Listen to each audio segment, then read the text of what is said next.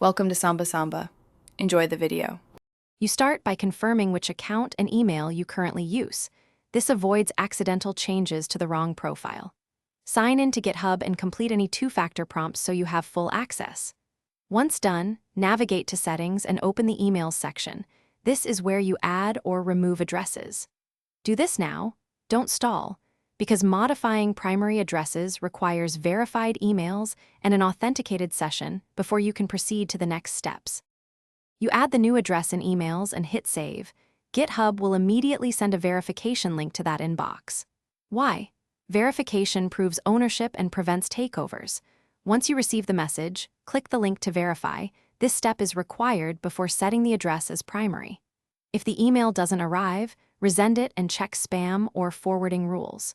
Make sure the address is typed exactly. Small typos are the most common cause of verification failure. You now set the verified address as primary in Settings. This determines which email GitHub shows on commits and for notifications.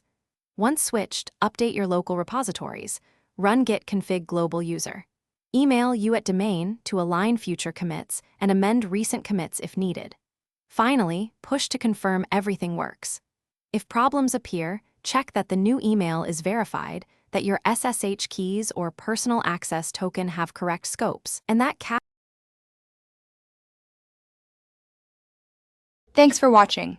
Consider subscribing if we helped you.